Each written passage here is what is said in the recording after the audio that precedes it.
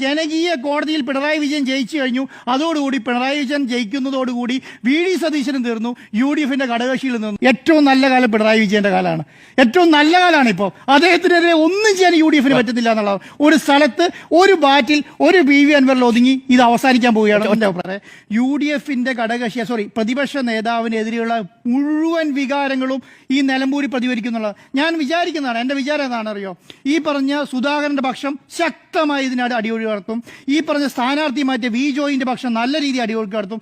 ഈ കഴിഞ്ഞ പ്രാവശ്യം കാലുവാരി തോപ്പിച്ചു എന്ന് വി വി പ്രകാശിന്റെ കുടുംബം പറയുന്ന ആ ടീം മുഴുവൻ കാലുവാരി എന്ത് ചെയ്യും? ഇതിൽ ശക്തമായി അഴിവൊക്കെ നടത്തും. ഇതിന്റെ മുഴുവൻ പാപഭാരവും ഏറ്റെടുക്കേണ്ട ആൾ വി ഡി സതീശനായി മാറും. അതിന്റെ എല്ലാ നാളത്തെ യു ഡി എഫ് യോഗത്തോട് കൂടിയിട്ട് ഇതിന്റെ ഉത്തരവാദിത്തം ആരും ഏറ്റെടുക്കാൻ പോകുന്നില്ല. ആ ഉത്തരവാദിത്തം മുഴുവൻ വി ഡി സതീശൻ ഏറ്റെടുക്കേണ്ടി വരും.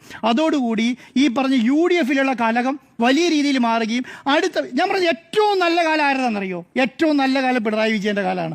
ഏറ്റവും നല്ല കാലമാണ് ഇപ്പോൾ. അദ്ദേഹത്തിനെതിരെ ഒന്നും ചെയ്യാൻ യു ഡി എഫിന് പറ്റുന്നില്ല എന്നുള്ളത്. ഒരു സ്ഥലത്ത് ഒരു ബാറ്റിൽ ഒരു പി വി അൻവറിൽ ഒതുങ്ങി ഇത് അവസാനിക്കാൻ പോവുകയാണ് എൻ്റെ അഭിപ്രായം.